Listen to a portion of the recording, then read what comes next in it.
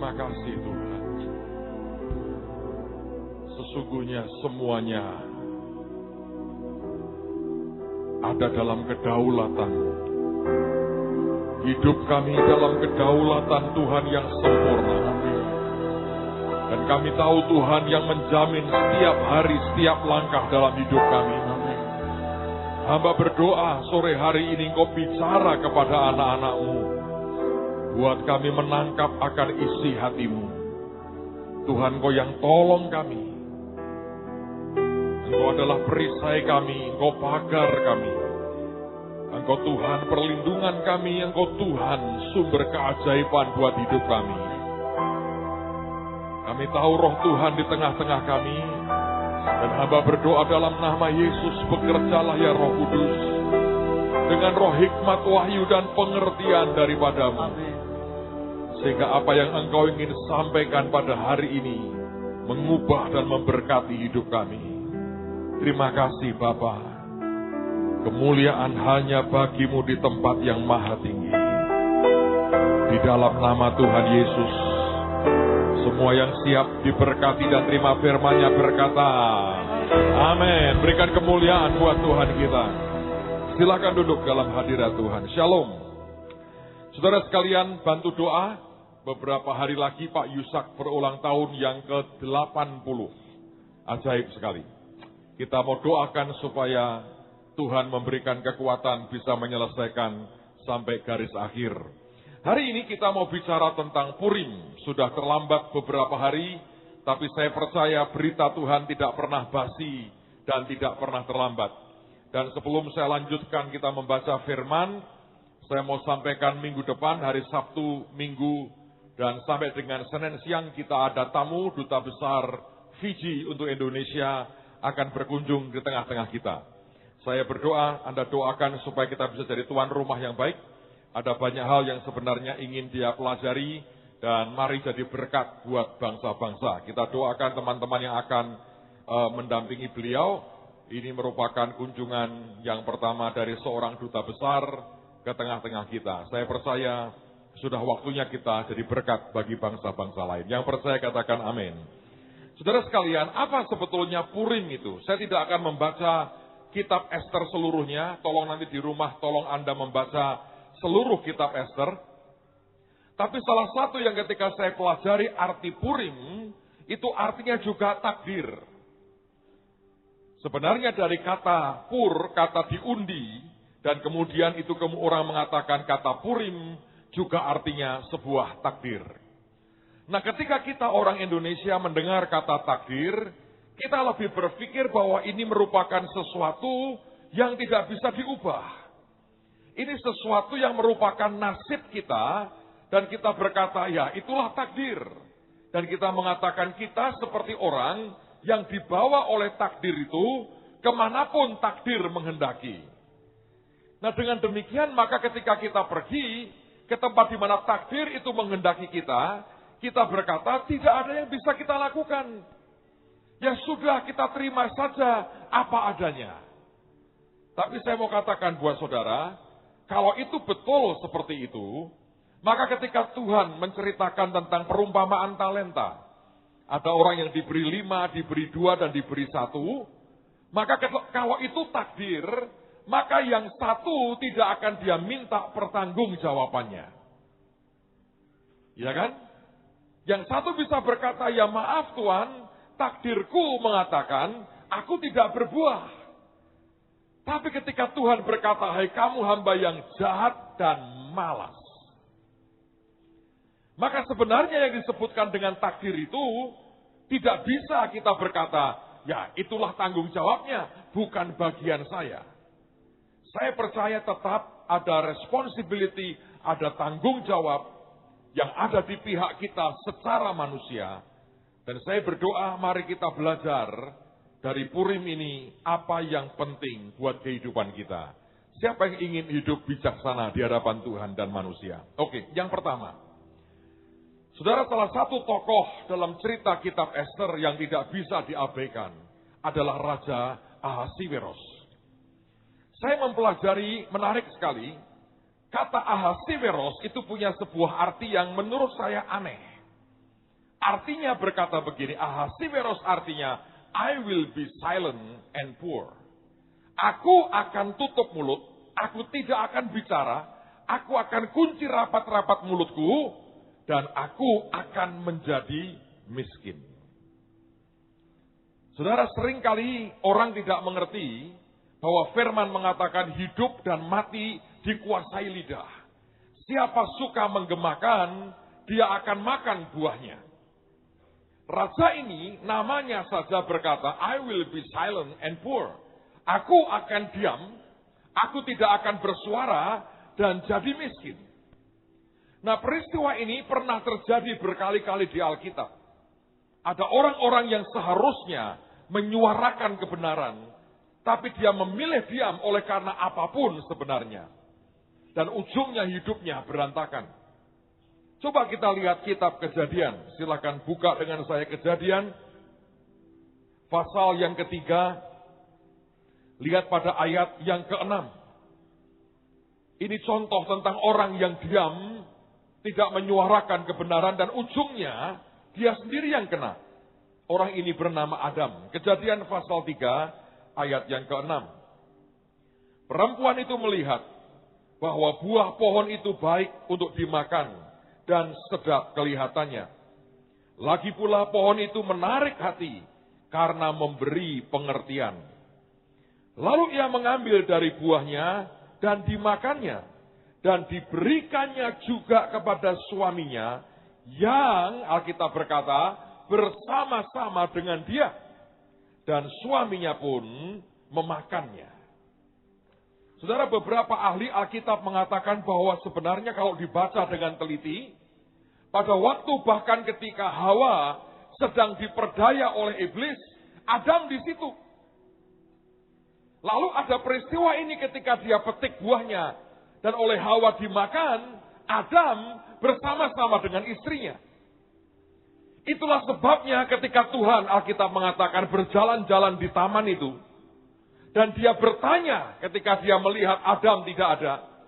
Sebenarnya banyak orang berkata begini, itu bukan karena Tuhan tidak tahu Adam sedang di mana.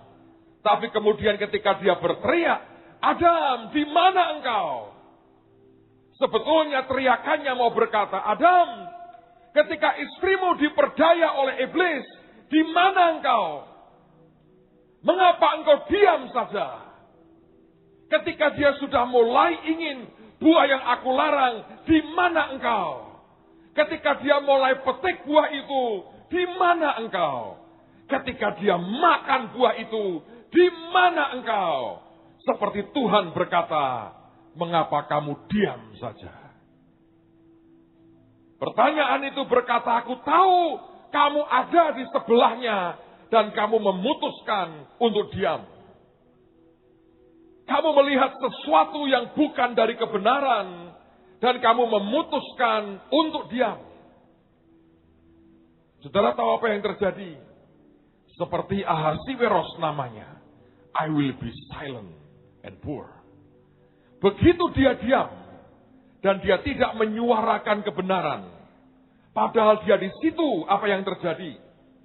Sejak hari itu semua kemewahan dan kemudahan Taman Eden berakhir, saudara.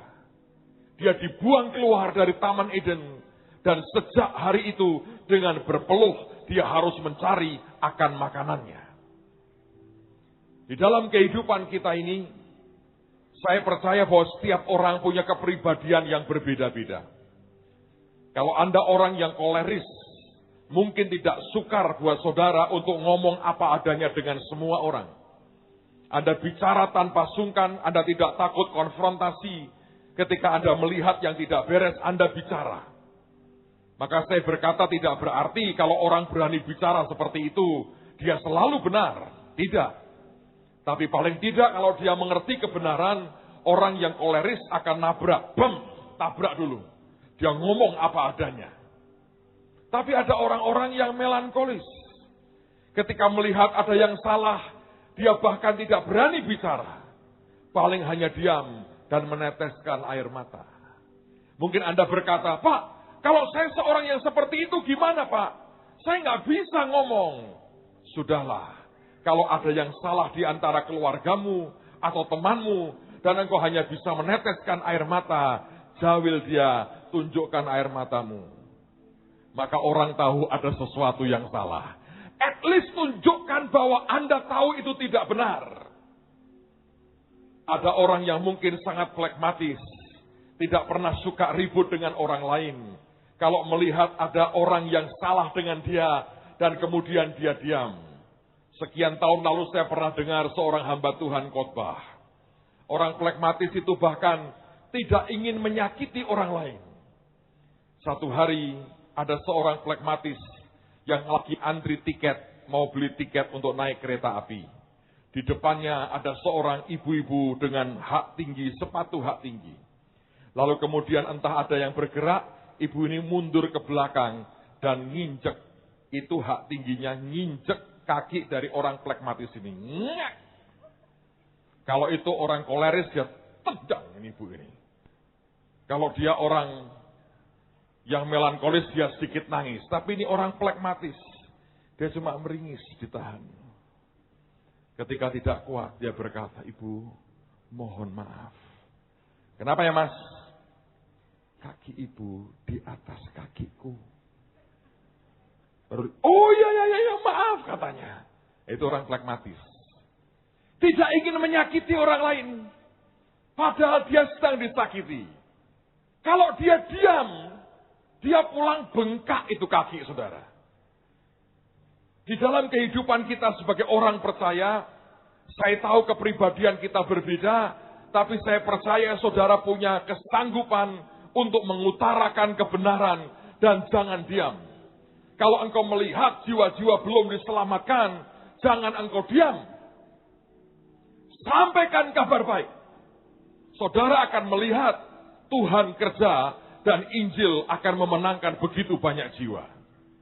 Saudara sekalian, apakah Anda ingin, siapa yang ingin takdirmu diubah Tuhan? Lambaikan tangan saudara. Jangan diam. Jangan diam. Bicara.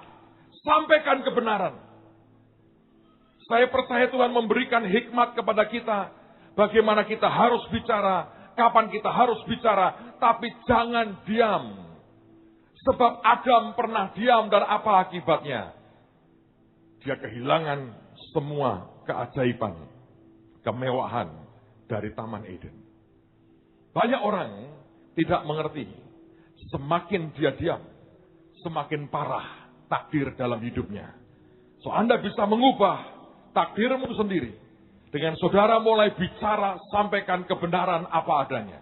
Anda akan lihat bagaimana Tuhan menyertai hidupmu. Itu yang pertama. Yang kedua, saya belajar sesuatu. Mari kita lihat kitab Ester. Pasal yang keempat. Ayat 11 sampai dengan ayat yang ke-16. Kitab Ester pasal 4. Lihat mulai ayat 11 sampai dengan ayat yang ke-16. Semua pegawai raja serta penduduk daerah-daerah kerajaan mengetahui bahwa bagi setiap laki-laki atau perempuan yang menghadap raja di pelataran dalam dengan tiada dipanggil, hanya berlaku satu undang-undang, yakni hukuman mati. Hanya orang yang kepadanya raja mengulurkan tongkat emas yang akan tetap hidup. Dan aku selama 30 hari ini tidak dipanggil menghadap raja. Ketika disampaikan orang perkataan Ester itu kepada Mordekai, maka Mordekai menyuruh menyampaikan jawab ini kepada Ester. Jangan kira karena engkau di dalam istana raja, hanya engkau yang akan terluput dari antara semua orang Yahudi. Sebab sekalipun engkau pada saat ini berdiam diri saja, bagi orang Yahudi akan timbul juga pertolongan dan kelepasan dari pihak lain. Dan engkau dengan kaum keluargamu akan binasa.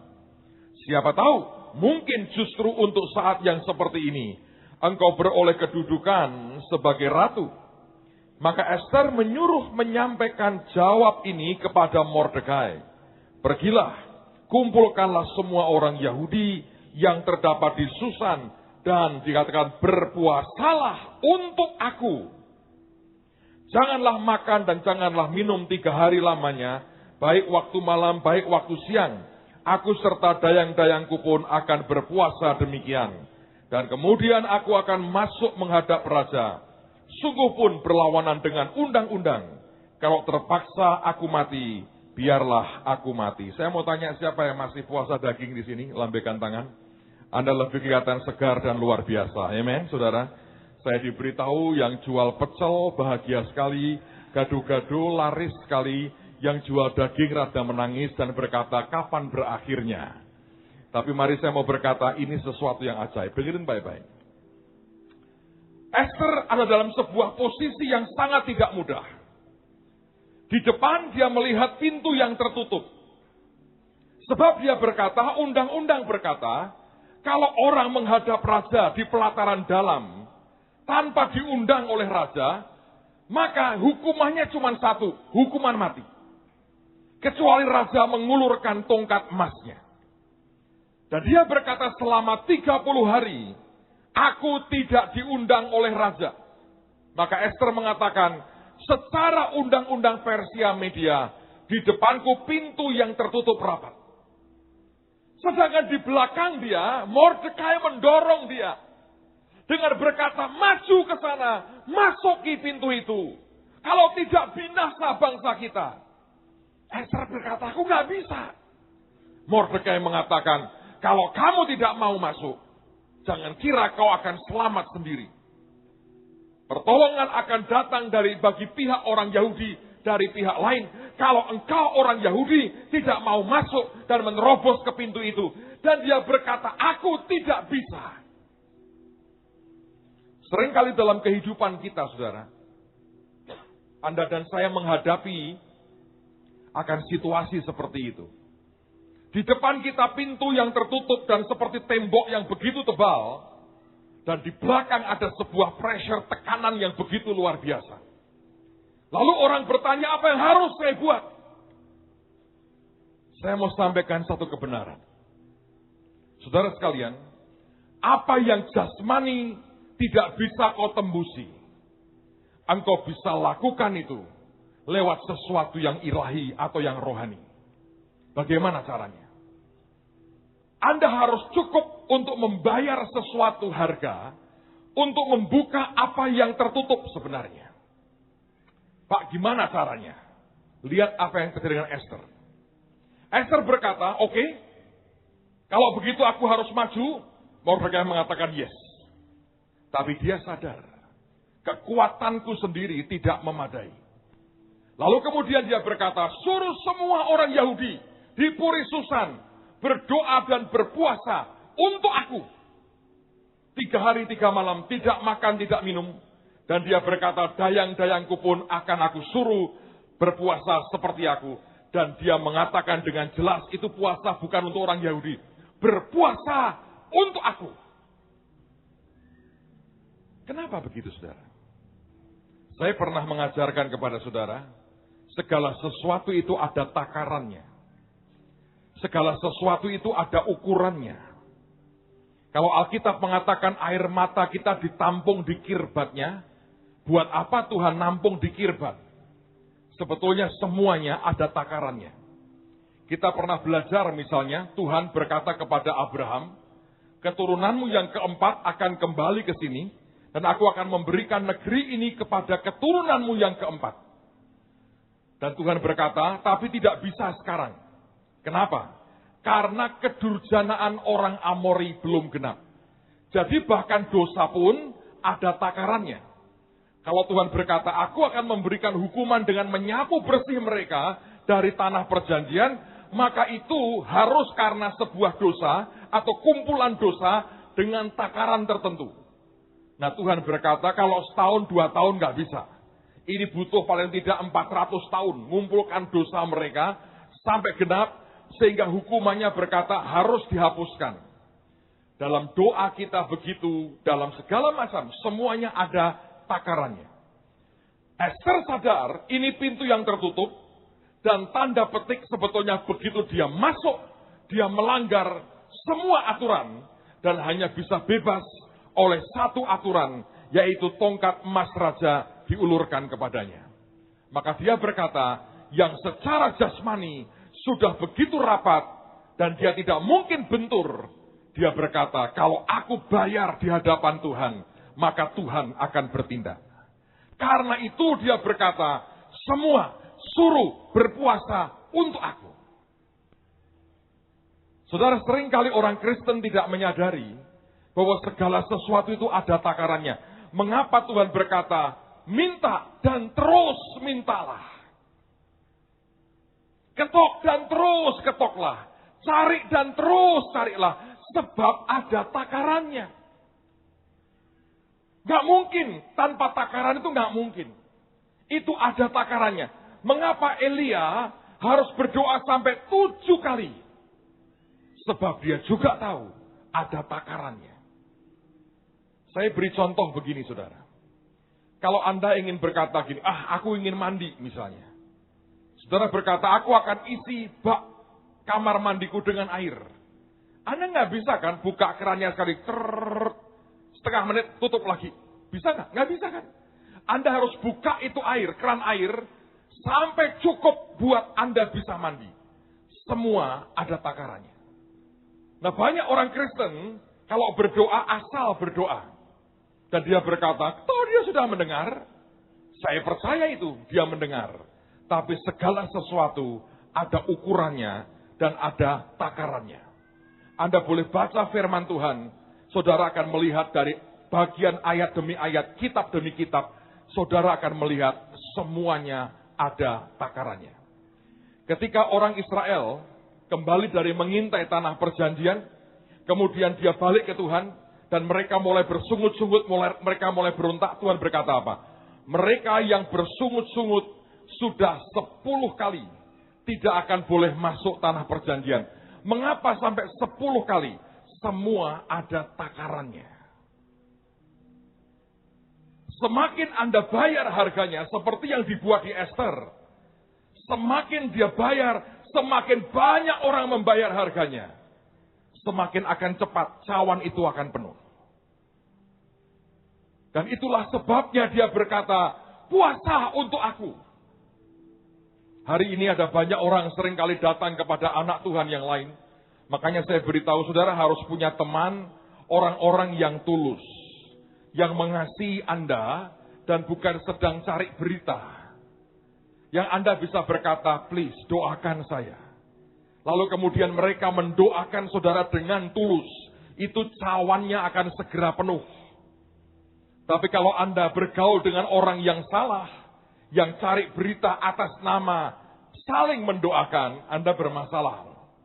Tidak akan pernah cawan itu penuh. Mengapa saudara? Sebab mereka tidak mendoakan dengan sungguh-sungguh. Saya berdoa dalam nama Tuhan Yesus. Mari penuhi akan takaran cawan kita. Kalau Anda melakukan puasa ini dengan tulus, walaupun mungkin setengah mati perjuangannya, lihat semua daging mata Anda terbelalak, tapi engkau berkata, aku tahan Tuhan, demi supaya sesuatu yang lebih besar akan Tuhan buat di tengah-tengah hidupku, dan dalam pergerakan ini, itu takaran akan cepat penuh. Anda akan lihat sesuatu akan terjadi dalam kehidupan saudara. Yang percaya katakan amin. Saudara, ini yang tidak banyak diingat oleh orang percaya. Dan seringkali yang paling susah minta didoakan adalah hamba Tuhan. Saya pelajari seringkali semakin orang itu makin tua, makin dia, saya nggak tahu kenapa ya, begitu berat untuk berkata, please doakan saya. Makin berat. Tapi kalau kita punya kerendahan hati, Anda sadar kita perlu mendoakan satu dengan yang lain. Oleh karena itu saya memberi Anda permohonan hari ini. Tanggal 12 nanti Pak Yusak umur 80 tahun. Ayo doakan beliau saudara. Supaya bisa menyelesaikan tugas sampai tuntas. Tetap kuat dalam anugerah Tuhan. 2 minggu lagi beliau akan bersama dengan saya ke Papua. Kita akan buat KKR. Pak Tim sudah baru pulang dari Papua. Dan kita akan buat KKR. Kita berdoa ribuan anak-anak muda akan dibaptis dalam 2 hari itu. Kita sudah kirim 2 kontainer ya. 2 kontainer yang saya tahu. Dengan segala macam. Dan saya mau beritahu dalam kasih Tuhan. Semua biaya sudah Tuhan cukupi dengan cara yang luar biasa. Bahkan acara belum mulai, it's done. Semua sudah dicukupi Tuhan dengan cara yang ajaib sekali. So, sekali lagi, mari lakukan bagian kita. Isi cawan itu sedemikian rupa. Sehingga kita bisa melihat bahwa semuanya akan mendatangkan lawatan dan kegerakan dalam hidupmu. Itu poin yang kedua. Yang ketiga, ini menarik sekali. Mari kita lihat Esther pasal yang pertama. Ayat yang ke-19. Poin ketiga saya beri tema bahwa saudara harus tahu akan posisimu, tempatmu, dan tugas saudara. Esther pasal pertama 19. Ini cerita latar belakangnya setelah Wasti dipanggil raja dan dia berkata tidak. Raja bertanya kepada para penasihatnya dan ini jawabannya. Jikalau baik pada pemandangan raja, hendaklah dikeluarkan suatu titah kerajaan dari hadapan baginda dan dituliskan di dalam undang-undang Persia dan Media, sehingga tidak dapat dicabut kembali, bahwa Wasti dilarang menghadap Raja Ahasiweros, dan bahwa Raja akan mengaruniakan kedudukannya sebagai ratu kepada orang lain yang lebih baik daripadanya. Saya sempat bertanya apa artinya lebih baik daripadanya. Kalau Anda membaca dalam terjemahan lain, dalam bahasa Inggrisnya dikatakan, kalau raja berkenan katanya, biarkan diumumkan suatu dekret kerajaan dan dicatat dalam buku orang-orang Persia, buku hukum dari orang-orang Persia dan Media yang tidak bisa dibatalkan, bahwa Wasti secara permanen dilarang menghadap akan Raja Xerxes. Dan kemudian dia berkata, and then let the king give her royal position to a woman who knows her place. Lebih baik artinya adalah seorang wanita yang tahu tempatnya. Saudara tahu tempat itu penting sekali. Nanti selesai saya sampaikan firman, anak-anak Homes akan tampilkan beberapa lagu dengan musik, dengan vokal mereka. Saudara akan melihat setiap anak akan ada di posisinya. Setiap alat musik akan di posisinya. Mereka bermain dalam memainkan lagu seperti apa. Mereka tahu akan posisinya. Hidup kita juga sama. Setiap kali Anda masuk ke tempat tertentu, Anda harus langsung mengerti posisimu itu apa. Dan bagaimana Anda harus bersikap.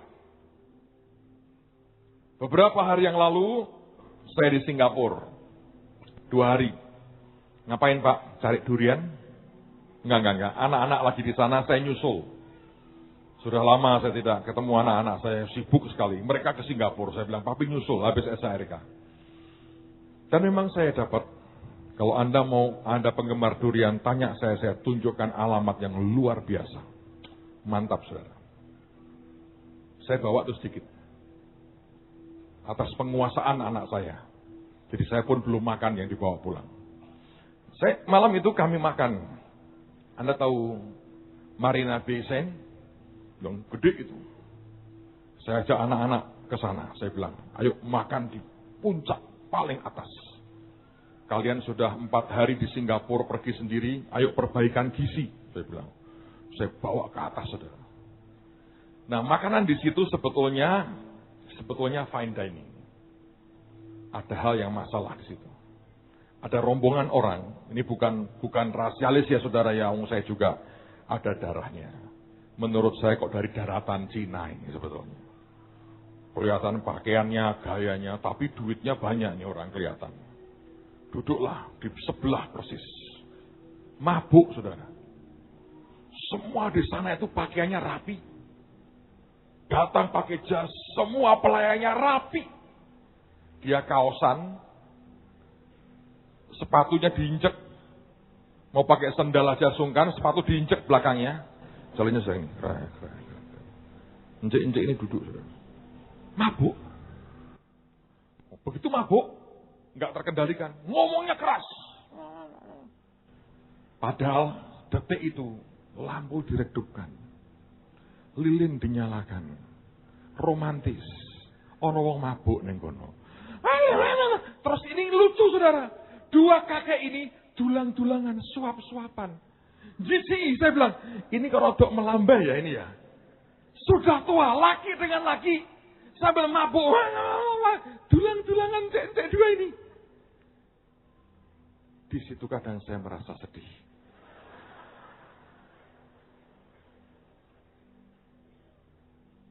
Karena ada orang-orang yang sangat tidak tahu tempatnya.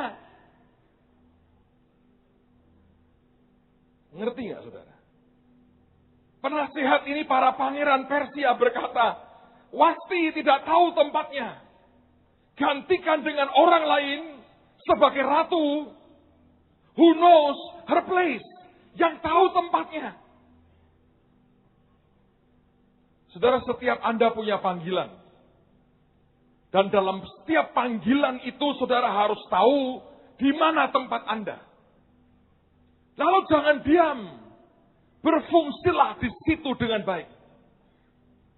Tidak peduli besar atau kecil kelihatannya. Mari berfungsi pada posisi kita masing-masing. Sebab kalau tidak, semua akan salah kaprah seperti itu. Sangat mengerikan loh. Pemandangan itu sangat mengerikan. Sudah bagus, semua bagus sudah. Perfect. Dua orang ngaco. Dan semua orang ngelihat ke dia. Nggak peduli itu. Saling suap menyuap. Menjijikkan sekali. Teriak-teriak. Tidak tahu tempatnya.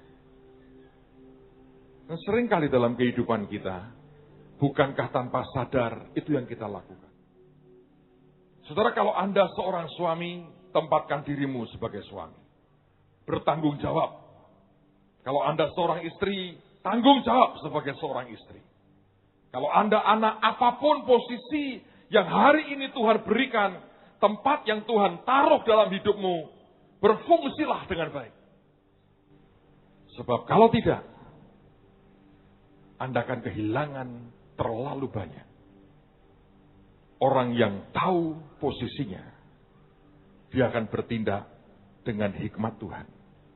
Dia akan tahu dan semuanya akan berjalan dengan ajaib seperti yang Tuhan mau. Saudara, seringkali ini masalah. Tahun lalu ada kapal feri di Korea Selatan yang tenggelam. Dia mau pergi ke pulau Jeju atau apa kalau tidak salah. Tempat winter sonata. Tempat wisata. Dan entah bagaimana kapal feri ini mungkin overload saudara. Tenggelam. Dan korbannya sangat banyak. Pada waktu pertolongan pertama diberikan. Kapten kapal itu ikut rombongan pertama yang diselamatkan. Sebab yang menyelamatkan tidak tahu dia kapten. Pakai pakaian biasa, celana pendek, pakai kaos.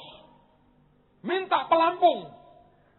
Dan dia orang termasuk kelompok pertama yang diselamatkan. Padahal aturannya, kaptennya harus yang turun terakhir. Dia tidak tahu posisinya. Bahwa semua harus jadi bagian dari kontrol tanggung jawabnya. Saya ingin supaya saudara mengerti. Apapun panggilan saudara dalam kehidupan kita ini. Apapun yang Tuhan tetapkan. Anda harus tahu akan posisimu. Kalau Tuhan berkata bagianmu doa nak, sembahyang saudara. Tapi kalau dia berkata gerak ke kanan nak, gerak ke kanan. Kalau saudara bisa menangkap ini. Dan semua orang percaya bisa ngerti, bisa nangkap akan hati Tuhan yang seperti ini. Saya yakin akan luar biasa. Amen, saudara. Kalau Anda seorang bapak, berfungsilah. Taulah tempatmu sebagai seorang ayah. Seorang ayah adalah dan sama sekali bukan algojo bagi anak-anaknya. Saya seringkali mendengar atau saya seringkali melihat seorang ayah jadi algojo buat anak-anaknya. Apa sedikit dihajar, saudara. Satu saya ingatkan, ini sudah ada undang-undangnya itu. Anda kedapatan seperti itu masuk penjara loh. Sekarang ini. Tapi kalau saudara tidak sadar, itu melukai hati Tuhan. Seringkali anak dijadikan pelampiasan kemarahan dan rasa frustrasinya. Dan dia jadi algojo yang mengerikan bagi anaknya. Dia hajar anaknya sampai berdarah-berdarah. Saya dengar beberapa anak, saya sudah dengar minimal 2-3 kali. Dari anak yang berbeda. Reaksinya aneh. Satu hari anak itu di dapur mengasah pisau.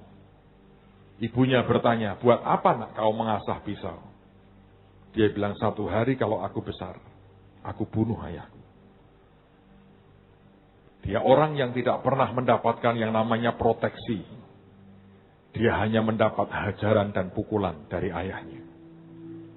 Anda tahu, semua itu sebab orang tidak tahu di mana tempatnya. Seharusnya Anda mengerti di mana posisimu dan bertindak dengan tanggung jawab yang Tuhan beri. Yang percaya katakan amin. Saya tidak ingin dengar di jemaat Anda jadi orang yang jadi algojo buat keluargamu sendiri. Anda pikir dengan Anda hajar anakmu akan membuat perubahan? Tidak. Engkau sedang tanam benih sakit hati di hidup mereka. Apa Anda pikir jagoan kalau Anda bisa pukul, gebukin anakmu dengan rotan sampai patah, Anda bangga? Sama sekali tidak. Sebab itu lawan yang tidak seimbang. Kalau Anda memang suka main pukul, saya anjurkan ikut tinju profesional. Nanti saya nonton Anda bertanding. Gak usah jauh-jauh. Lawan itu loh. Siapa itu? Juara Filipina. Jago dunia itu. Itu Anda lawan. Saya nanti nonton. Saya akan supporti Anda. Setengah ronde. Gublak. Gak apa-apa, bangun lagi. Anggap itu anakmu. Nah itu baru keren, saudara. Tapi kalau anak tidak berdaya, Anda hajar begitu. Maaf saudara, Anda mesti bertobat. Karena saudara sudah membuat hati Tuhan luka. Itu titipan Tuhan dalam hidupmu. Yang percaya katakan amin. Sebaliknya ada orang tua yang overprotective dengan anaknya. Saya juga mau berkata buat saudara, mari tempatkan posisimu.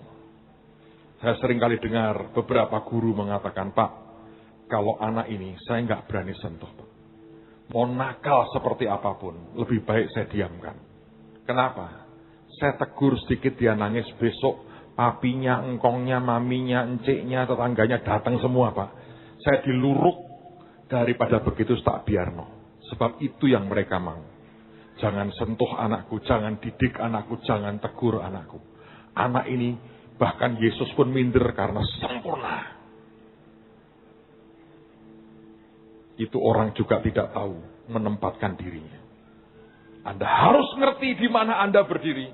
Anda harus mengerti di mana Anda menempatkan dirimu. Dan berfungsilah di situ dengan baik. Saya percaya hikmat Tuhan akan turun. Dan Anda akan menikmati semua yang terbaik dari Dia. Yang percaya katakan haleluya. Nah, poin berikutnya. Poin yang keempat. Ajaib sekali.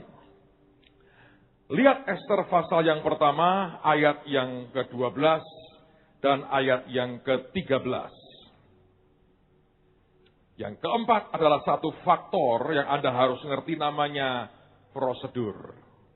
Ester pasal yang pertama ayat 12 dan 13. Kita masih bicara soal takdir. Sebagian sebetulnya di tangan Anda dan saya. Ester 1:12. Tetapi Ratu Wasti menolak untuk menghadap menurut titah raja yang disampaikan oleh sida-sida itu.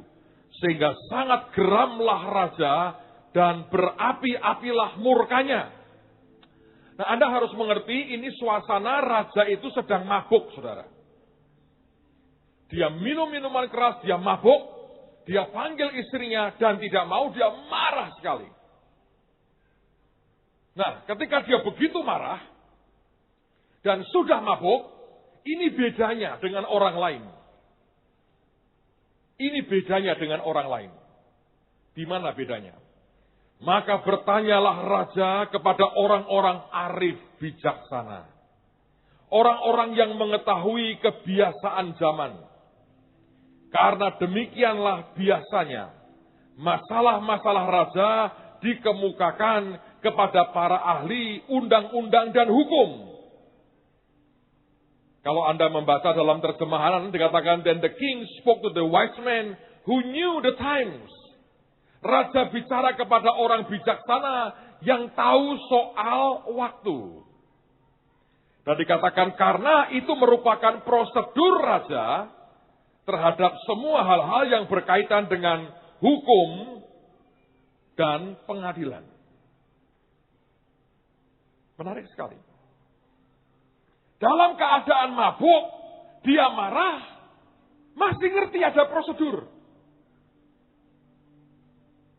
Saudara tahu zaman sekarang ini orang suka main jalur legal.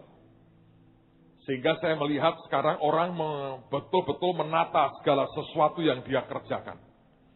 Kecuali orang itu memang cari-cari perkara ya, kita nggak bisa mengerti. Tapi normal, semua itu harus seperti itu. Tapi yang saya mau sampaikan ini, saudara.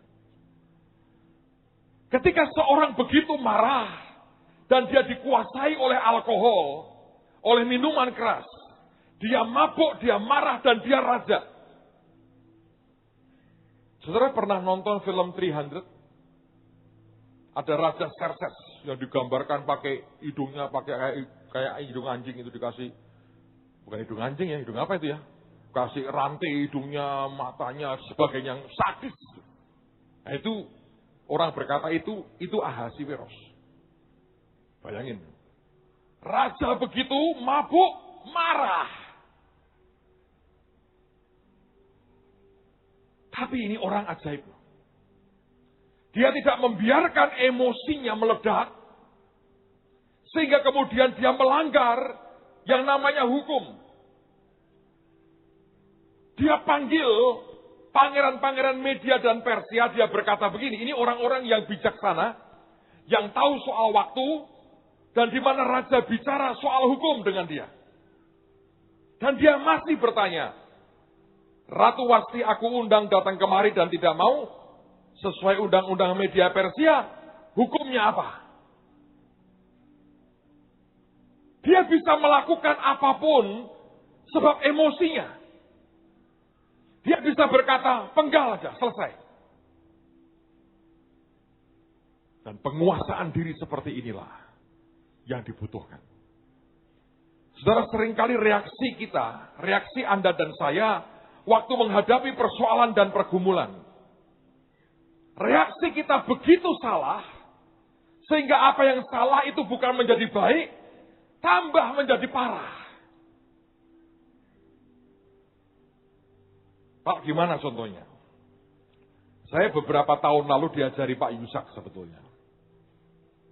Dan itu semua dari Alkitab, ntar saya tunjukkan ayatnya. Dia ngomong begini, kamu kalau menghadapi sesuatu ya, kamu kerja tertentu nih, kerja ini, mentok, gagal. Kamu harus tanya Tuhan, Tuhan kenapa ya? Biasanya Tuhan bicara, mungkin berkata, nah jangan yang itu. Tapi Anda berkata, enggak Tuhan, ini oke nih. Engkau coba kedua kali, mentok. Dan dia berkata, kalau sudah 2 kali dia ngomong jangan, lebih baik jangan sampai ketiga. Saya bilang kenapa? Alkitab mengatakan 2-3 kali Allah berfirman. Jadi dia mengatakan Tuhan kalau bicara sesuatu yang serius dengan kita, dia bicara cuma 2 kali, maksimal 3 kali. Kalau sudah lebih dari 3 kali, biasanya yang kita dengar adalah seperti perkataan Elisa ketika nabi-nabi merengek-rengek sampai memalukan, minta izin untuk mencari Elia, dan Elisa berkata, silahkan pergi. Nah kata silahkan pergi itu terjemahannya apa? Wes karepmu rasakno dhewe. Pada waktu mereka berjuang, mereka balik dan tidak ketemu dengan Elia, mereka berkata, kami sudah muter kemana-mana dan tidak ketemu dengan Elia. Maka Elisa berkata, bukankah sudah kukatakan jangan pergi? Saudara bisa ngerti maksudnya? Saya merenungkan tentang Rasul Paulus misalnya. Dia sangat ingin ke Asia, baca Kisah Rasul itu. Dan 2 kali dicegah oleh Roh Kudus. Yang satu bahkan menggunakan istilah Roh Yesus mencegah dia. Dan baca di Alkitab, Paulus tidak mencoba yang ketiga kali. Sampai dia dapat mimpi panggilan Makedonia. Dan kemudian dia berlayar ke Makedonia. Anda ngerti maksudnya? Seringkali ketika kita gagal, hidup kita ini bisa diliputi dengan emosi yang sangat luar biasa. Ingin segera membalas kegagalan, ingin mencoba lagi. Bagus. Tapi jangan hidup berdasarkan emosimu. Anda harus hidup berdasarkan hukum Tuhan. Prosedur buat kita adalah hukum Tuhan. Berkata seperti apa? Ada orang yang sudah melakukan ini gagal, lakukan ini gagal. Dia terus melakukan. Saudara tahu apa yang terjadi? Semuanya akhirnya sia-sia.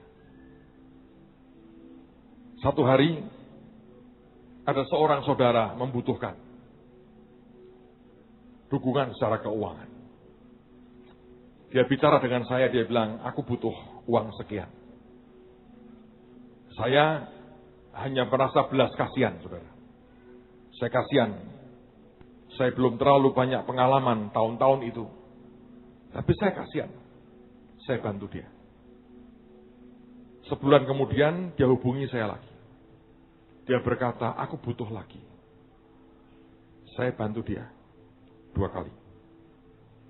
Sebulan kemudian dia hubungi saya lagi pagi-pagi. Dan kali ini minta dalam jumlah double dari biasanya. Saya masih kasihan. Saya bilang, oke. Nanti tak kirim. Karena kesibukan hari itu, sampai siang, saya nggak kirim duitnya. Dan siang itu, ketiduran saya, saudara. Tidur. Pada waktu tidur, saya bermimpi. Saya lihat saudara itu datang ke saya, ngomong begini. Tolong dong, timbunkan sumur saya ini. Ini kering, nggak ada apa-apanya. Tolong ditimbun aja. Saya bilang oke. Di mimpi itu saya bawa gerobak, saya isi berangkal, Anda tahu itu. Ada pasir, ada batu bata, segala macam berangkal lah. Saya itu di mimpi saya dorong gerobak sendiri loh. Padahal belum pernah lah dorong gerobak sekali 2 kali, tapi nggak separah itu. Saya dorong gerobak sendiri. Barangnya di situ saya dorong begini, berangkal. Terus saya masukkan, tuangkan ke sumur itu. Begitu berangkalnya masuk, saya tunggu kan. Saya pengen ngerti sedalam apa. Nggak ada bunyinya. Loh, kok seperti hilang? Saya nengok ke sumur itu.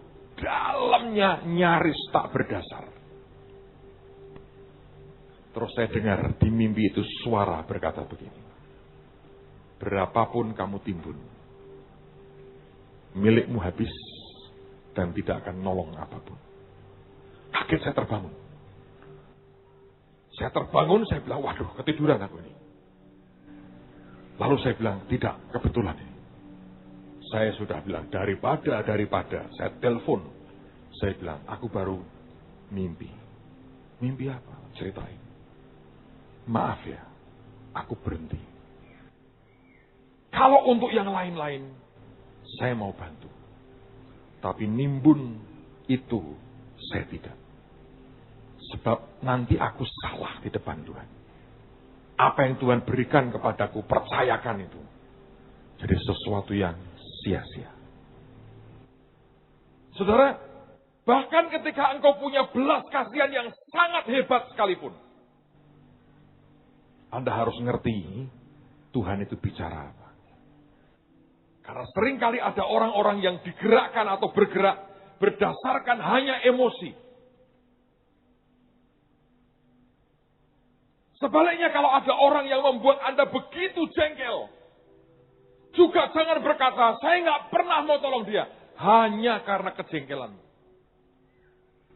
Jangan pernah apapun yang sifatnya emosional membuat Anda bergerak sesuatu atas dasar itu. Raja ini sedang mabuk, dia berkuasa, dia orang yang cukup kejam, digambarkan, dia bisa lakukan apa yang dia mau. Tapi firman berkata itu sebuah prosedur raja. Dia panggil orang-orang bijaksana yang tahu soal waktu. Dan semua yang berkaitan dengan hukum dan undang-undang, dia punya orang-orang yang dia izinkan untuk bicara. Pak, apa hebatnya? Lihat poin terakhir, ini luar biasa. Sekarang mari kita lihat kitab Ester lagi. Kalau Anda melihat apa yang dikatakan, ini dahsyat sekali. Karena ini pertimbangan bukan hanya menyangkut pribadi, tapi pertimbangan menyangkut yang lebih luas. Ester pasal pertama. Lihat pada ayat yang ke-14. Ester pasal pertama ayat yang ke-14. Adapun yang terdekat kepada baginda ialah Karsena, Setar, Admata, Tarsis, Meres, Marsena, dan Memukan. Ketujuh pembesar Persia dan Media yang boleh memandang wajah raja dan yang mempunyai kedudukan yang tinggi di dalam kerajaan. Tanya raja, apakah yang harus diperbuat atas Ratu Wasti menurut undang-undang? Karena tidak dilakukannya titah Raja Ahasiweros yang disampaikan oleh Sida-Sida. Maka sembah Memukan di hadapan raja dan para pembesar itu. Wasti sang ratu bukan bersalah kepada raja saja, melainkan juga kepada semua pembesar dan segala bangsa yang di dalam segala daerah Raja Ahasiweros. Karena kelakuan sang ratu itu akan merata kepada semua perempuan, sehingga mereka tidak menghiraukan suaminya. Apabila diceritakan orang, Raja Ahasiweros menitahkan supaya Wasti sang ratu dibawa menghadap kepadanya. Tetapi ia tidak mau datang. Pada hari ini juga istri para pembesar raja di Persia dan Media yang mendengar tentang kelakuan sang ratu akan berbicara tentang hal itu kepada suaminya. Sehingga berlarut-larutlah penghinaan dan kegusaran. Jikalau baik pada pemandangan raja hendaklah dikeluarkan suatu titah kerajaan dari hadapan baginda dan dituliskan dalam undang-undang Persia dan Media sehingga tidak dapat dicabut kembali. Bahwa Wasti dilarang menghadap Raja Ahasiweros dan bahwa raja akan mengaruniakan kedudukannya sebagai ratu kepada orang lain yang lebih baik daripadanya. Bila keputusan yang diambil raja kedengaran di seluruh kerajaannya, alangkah besarnya kerajaan itu, maka semua perempuan akan memberi hormat kepada suami mereka, daripada orang besar sampai kepada orang kecil. Usul itu dipandang baik oleh raja serta para pembesar. Jadi bertindaklah raja sesuai dengan usul Memukan itu. Dikirimkanlah oleh baginda surat-surat ke segenap daerah kerajaan, tiap-tiap daerah menurut tulisannya dan tiap-tiap bangsa menurut bahasanya bunyinya. Setiap laki-laki harus menjadi kepala dalam rumah tangganya dan berbicara menurut bahasa bangsanya. Saudara, dalam terjemahan lain saya mau bacakan buat saudara karena ini menurut saya bagus sekali. Bagus sekali. Memukan berbicara begini di depan Council of the King and Princess. Dia mengatakan begini, bukan hanya kepada raja, Ratu Wasti itu telah menghina atau bersalah. Tapi dia bersalah kepada semua kita, para pemimpin, dan juga rakyat. Dari yang paling rendah sekalipun, yang tinggal di daerah Raja Xerxes. Maka berita ini akan menyebar keluar. Apakah kamu mendengar yang terbaru tentang Ratu Wasti? Ini rotok mirip orang Indonesia ya saudara. Ngegosipnya mantap. Bahwa Raja Xerxes memerintahkan dia untuk dibawa menghadap dia dan dia tidak melakukannya. Lalu kemudian dia mengatakan begini. When the woman hear it. Ketika semua perempuan mendengar itu. Dikatakan, they'll start treating their husband with contempt. maka mereka akan memperlakukan suaminya dengan penghinaan. Dia mengatakan, pada hari di mana para istri-istri orang Persia dan pejabat media mendapat angin dari penghinaan ratu ini, maka mereka akan lepas kontrol. They'll be out of control. Mereka lepas kontrol. Is that what we want? A country of angry women who don't know their place. Apakah ini yang kita inginkan? Negara dengan isinya perempuan-perempuan marah yang tidak tahu tempatnya. Saya tidak ingin bicara soal laki perempuan soal ini. Yang saya ajak Anda merenung adalah, memukan ini berkata raja, jangan putuskan hanya berdasarkan karena engkau tersinggung. Jangan putuskan hanya berdasarkan kepentingan pribadimu. Lihat kepentingan yang lebih besar. Dan ini hikmatnya. Apapun sebetulnya, saudara, pikirkan kepentingan yang lebih besar. Bukan hanya apa yang saat ini kena di hati kita, menyinggung perasaan kita. Jangan. Tapi apapun yang kita putuskan, mari kita renungkan, ini kepentingan yang lebih besar, bicara apa sebetulnya.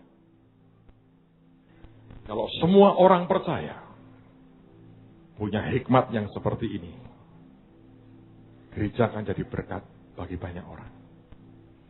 Anda bukan hanya sekedar karena didorong oleh emosi, apalagi kepentingan pribadi sesaat. Semua dipikirkan berdasarkan kepentingan yang lebih luas dan untuk kepentingan kerajaan sorga. Sampai hari ini kurang lebih sudah 15 gereja yang kita bantu direnovasi. Kita bersyukur beberapa sudah hampir selesai. Saya pikir mungkin minggu depan juga sudah beberapa akan selesai. Ada orang yang bertanya dengan saya, kepentingannya apa Pak membantu gereja lain? Saya berkata ada kepentingan kerajaan Tuhan. Sebab mereka juga rekan sekerja.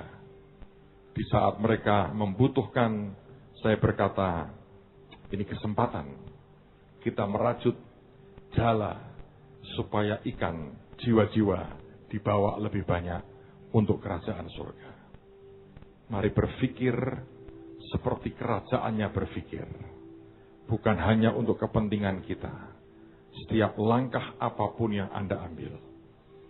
Dalam nama Tuhan Yesus. Mari pikirkan untuk kerajaannya. Bukan untuk kepentingan diri sendiri.